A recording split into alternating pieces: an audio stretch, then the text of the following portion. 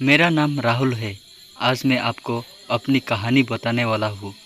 मैं करीब 10 साल से एक लड़की को प्यार करता हूँ, निधि को। निधि मेरे घर के पड़ोस में रहती है।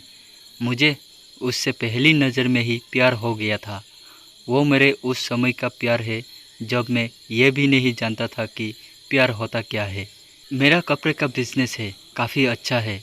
मेरी और कोई भी इच्छा नहीं है सिवाय निधि को अपनी ज़िंदगी में लाने के। हम दोनों अभी तो बहुत अच्छे दोस्त हैं। निधि मुझसे सारी बातें शेयर करती है। अभी तक मैंने उसे प्यार का इजहार नहीं किया है।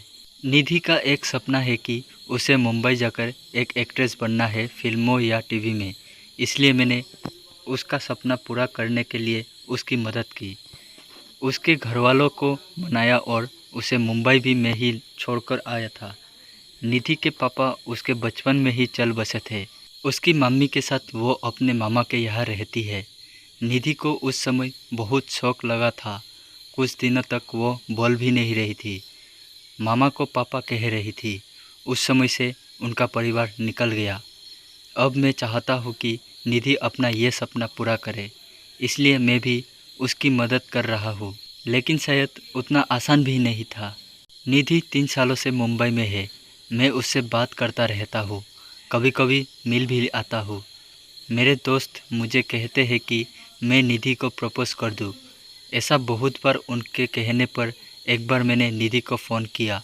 निधि को फ़ोन किया तो उसने वहाँ से कहा, राहुल कहाँ हो तुम? मैंने कहा, निधि मैं अभी घर पर हूँ। वो बोली, मुझे यहाँ एयरपोर्ट पर छोड़ दिया। मुझे कुछ समझ नहीं आया। मैंने बोला, निधि में राहुल। वो फिर बोली, हाँ बोलो। मैंने बोला कि मुझे तुम्हें कुछ कहना है। ऐसा कहकर मैंने आई लव यू बोल दिया और मेरी खुशी का कोई ठिकाना नहीं रहा जब निधि ने भी I love you too Rahul बोला और बोली कि मैं आ रही हूँ सुबह तुम्हारे पास। सुबह वो भी आई और साथ में उसके माँ और मामा भी शादी की बात करने। मेरे मम्मी पापा मानेंगे या नहीं इसका मुझे पता नहीं था, लेकिन उनके जाने के बाद मामी बोली कि 3 दिन में शादी है। मैंने बोला, इतनी जल्दी? मामी का मुंह थोड़ा उतरा हुआ था। वो बोली, ये सब तुम्हें पहले सोचना था, अब तो जल्दी करना पड़ेगा ना। मुझे घरवालों का रिएक्शन समझ नहीं आ रहा था, लेकिन मैं इस बात से ज़्यादा खुश था कि मेरी शादी निधि से हो रही है जल्दी में।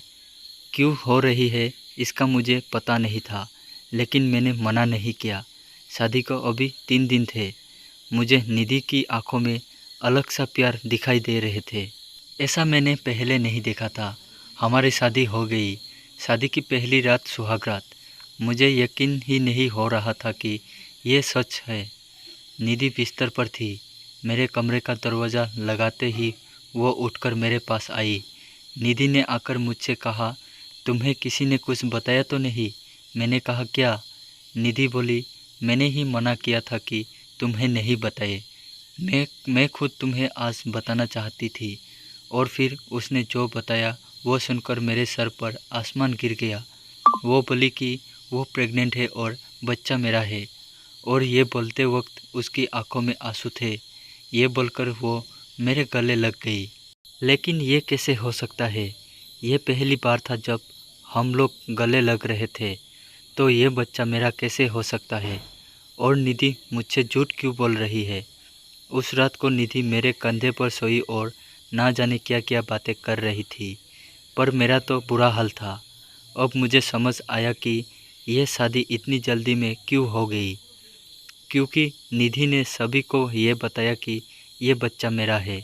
इसलिए घरवालों ने शादी के लिए इतने जल्दी में हाँ कहा।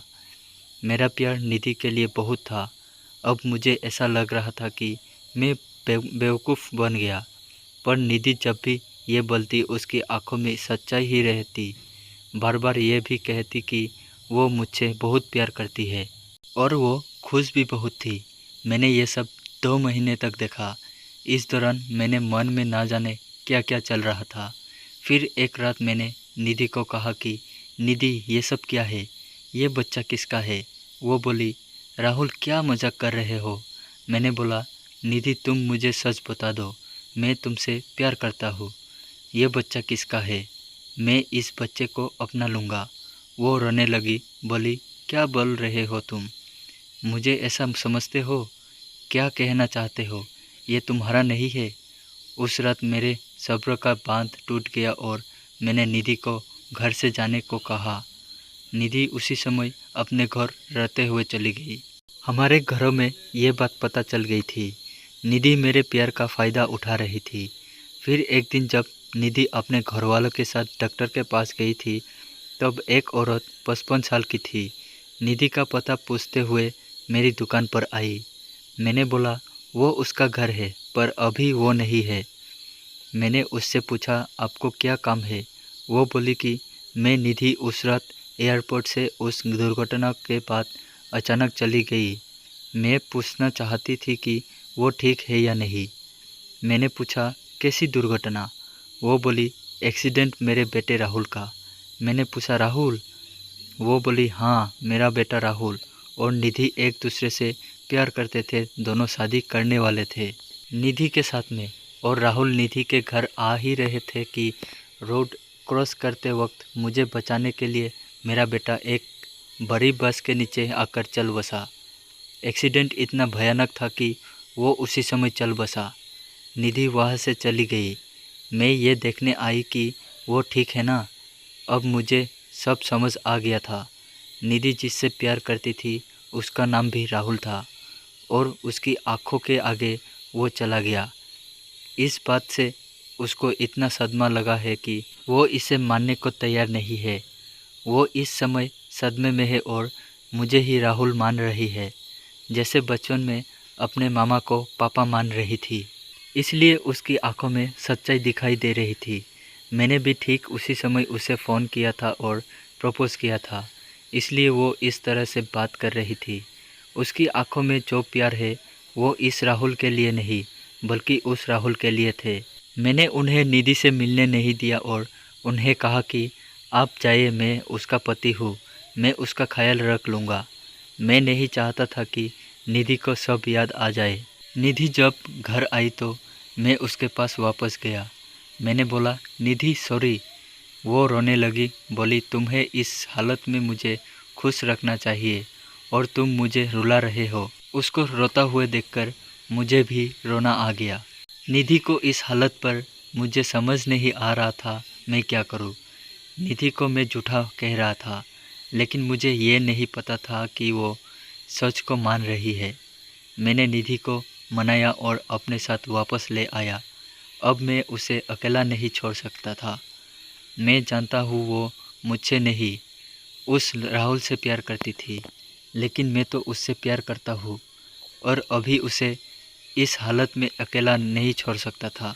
मैं जानता हूँ वो मुझसे नहीं, उस राहुल से प्यार करती थी, लेकिन मैं तो उससे प्यार करता हूँ और अभी उसे इस हालत में अकेला नहीं छोड़ सकता। निधि भी मेरी है और उसका बच्चा भी। अब बस मैं चाहता हूँ निधि खुश रहे।